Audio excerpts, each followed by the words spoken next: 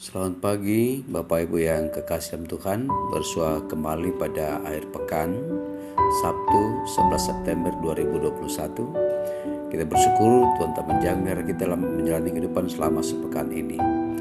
Akhir pekan ini kita rindu tetap disapa oleh sabda Tuhan.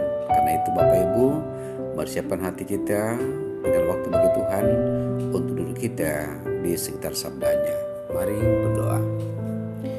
Di akhir pekan, ya Allah, kami menghampiri kekudusan-Mu, memuji, memuliakan nama-Mu, dan mensyukurkan penyertaan Allah. Kami rindu tetap disapa sabda-Mu sehingga hidup ini bermakna dan menjadi bahagian hidup dan kehidupan kami sebagai umat yang telah Engkau tebus. Bersabdalah, kami bersedia mendengarkan sabda-Mu. Dalam nama Tuhan Yesus kami berdoa. Amin. Artos Sabtu 11 September 2021, bacaan kita dari surat Yakobus pada pasal 2 ayat pertama sampai 13. Yakobus pasal 2 ayat pertama sampai 13, jangan memandang muka. Saudara-saudaraku, sebagai orang yang beriman kepada Yesus Kristus Tuhan kita yang mulia, janganlah iman itu kamu amalkan dengan memandang muka.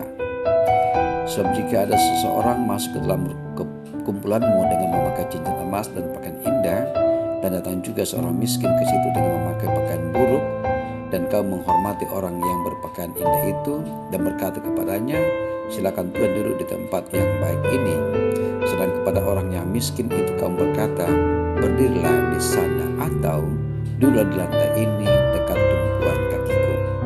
Bukankah kamu telah membuat pembedaan di dalam hatimu dan bertindak sebagai hakim dengan pikiran yang jahat? Dengarkanlah, hai saudara-saudara yang kukasihi, bukankah Allah memilih orang-orang yang dianggap miskin oleh dunia ini untuk menjadi kaya dalam iman dan menjadi ahli waris kerajaan yang dijanjikannya kepada barang siapa yang mengasihi Dia?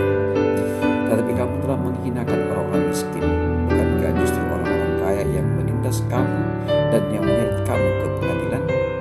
Bukankah mereka yang menghujat nama yang mulia yang olehnya kamu menjadi milik Allah? Akan tetapi jikalau kamu menjalankan hukum utama yang tertulis dalam kitab suci, kasihilah sesama manusia seperti dirimu sendiri, kamu berbuat baik. Tetapi jikalau kamu memandang muka, kamu berbuat dosa, dan oleh hukum itu menjadi nyata bahwa kamu melakukan pelanggaran. Sebab barang siapa menuruti seluruh hukum itu tetapi mengabaikan satu bagian daripadanya, ia bersalah terhadap seluruhnya. Sebab ia yang mengatakan jangan berzina, ia mengatakan juga jangan membunuh. Jadi jika kamu tidak berzina tetapi kamu membunuh, maka kamu menjadi pelanggar hukum juga. Berkatalah dan berlakulah seperti orang-orang yang akan dihakimi oleh hukum yang memerdekakan orang. Sebab penghakiman yang tak berbelas kasihan akan berlaku atas orang yang tidak berbelas kasihan. Tetapi belas kasihan akan menang atas penghakiman. Demikian sabda Allah. Amin. Bapak Ibu, saudara yang sama-sama Allah kasihi, surat Yakobus adalah salah satu kitab paling praktis di Alkitab. Surat ini menggambarkan akan keterkaitan antara apa yang kita percaya dengan bagaimana kita bertingkah laku. Yesus mengatakan prinsip ini dalam sebuah kalimat yang ringkas. Sebuah pohon dikenal dari buahnya. Injil Matius pasal 12 ayat 33. Surat Yakobus dikenal karena kelugasan dan kejujurannya pada perilaku orang yang diharapkan dari mereka yang mengikuti Tuhan. Bagi Yakobus, ujian tertinggi dari agama Kristen adalah bagaimana kita bertindak daripada apa yang kita akui untuk dipercaya. Tema kita menurut perikop ini, membedakan orang berdasarkan derajat adalah dosa. Membedakan orang berdasarkan derajat adalah dosa. Orang yang terpelajar, terhormat, dan terkenal senantiasa mendapatkan perhatian dan kehormatan lebih dibandingkan dengan orang-orang yang tidak memiliki kesempatan demikian. Sikap membedakan ini pun tidak jarang dijumpai di lingkungan gereja yang lebih memberikan kesempatan dan penghormatan bagi yang kaya dan sebaliknya meremehkan, membatasi, bahkan menghalangi yang tidak kaya untuk mengekspresikan dirinya. Bagaimana kita meresponi hal ini? Melalui bagian ini Yakobus memperingatkan penerima surat dan kita semua untuk tidak menilai orang berdasarkan penampilan fisik dan derajat sosial. Sikap ini jelas bertentangan dengan pernyataan bahwa Allah tidak membedakan siapapun dan Ia melihat hati dan bukan penampilan lahiriah. Di samping itu, sikap ini juga berarti bahwa kita sedang menempatkan diri lebih tinggi dan menduduki posisi hakim yang tidak adil bagi sesama kita, serta melanggar hukum kasih. Siapakah kita sehingga berhak menentukan kepada siapa hormat dinyatakan atau kepada siapa ketidakhormatan dinyatakan? Demikianlah citra Kristen yang sesungguhnya. Demikiankah pertanyaan, demikiankah citra Kristen yang sesungguhnya? Realita berbicara bahwa seringkali orang miskin lebih terbuka bagi Injil daripada orang kaya. Karena banyak orang kaya lebih mengandalkan hidupnya pada kenyataan yang dimilikinya daripada kepada Tuhan. Namun tidak berarti bahwa orang kaya sulit menerima Injil karena status sosial tidak menjadi penentu status manusia di hadapan Allah. Bersikap antisipasi dan mencurigai orang kaya juga tidak dapat dibenarkan. Jadi sesungguhnya surat ini ditulis dengan tujuan agar Kristen kembali kepada hukum kasih, sehingga memiliki sikap yang benar terhadap semua orang. Karena hukum kasih tercermin dalam setiap hukum yang diberikan Tuhan kepada umatnya. Tidak ada ukuran apapun yang dapat menggeser hukum kasih. Bapak Ibu yang sama-sama dikasihi oleh Tuhan, tempatkanlah harta pada posisi yang benar, sehingga tidak memengaruhi kita dalam bersikap kepada orang lain. Kemudian taatilah hukum kasih dalam seluruh sikap dan perbuatan kita, sehingga tidak membuat kita membedakan siapapun yang kita temui.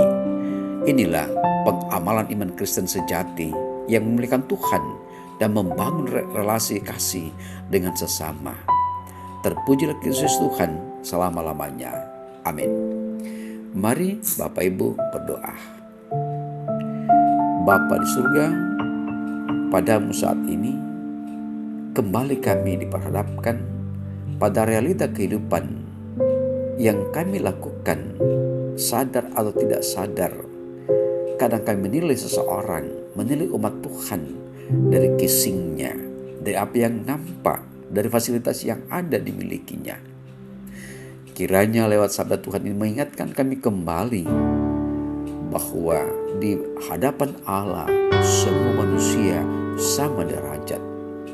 Dalam kepelbagaian, dalam keragaman, kami melihat tentang cinta kasih Allah sebagai pengikatnya menerima seorang dengan yang lain dengan apa adanya. Bapa di surga, tuntun pimpin kami umat-Mu dalam menjalani hidup ini lewat sabda kebenaran yang begitu praktis untuk dilakukan dalam kehidupan ini, bahwa seluruh ciptaan adalah milik Allah sendiri. Sehingga siapapun kami dalam keragaman, dalam kepelbagaian, kami saling melengkapi, kami saling mempedulikan satu dan yang lain. Bapak di surga, mari Engkau memberkati setiap umat Tuhan dalam keberadaan mereka masing-masing, dalam profesi mereka masing-masing, dalam kelebihan dan kekurangan masing-masing, sehingga shalom itu menjadi ciri umat ketebusan Tuhan. Bapak di surga, kami mengucap syukur telah pimpin kami selama sepekan ini, dan hari ini pekan ini kami akhiri, dan jika tempat kami esok, kami akan dipersekutukan di rumah yang kudus untuk memuji, memuliakan nama Allah, kendati pun masih di dalam situasi pandemi COVID-19. Kami percaya tangan kasih-Mu tetap memelihara kami. Ini doa kami, pengharapan kami, dengarkanlah, karena semua ini kami alaskan dalam nama Yesus Tuhan hidup. Amin. Bapak Ibu, demikianlah renungan kita pada hari ini lewat Artos edisi Sabtu 11 September 2021 dari Rawapayau. Saya menyapa kita sekalian. Salam sejahtera, salam sehat, tetap menjaga protokol kesehatan dalam aktivitas. Tuhan beserta kita. Amin.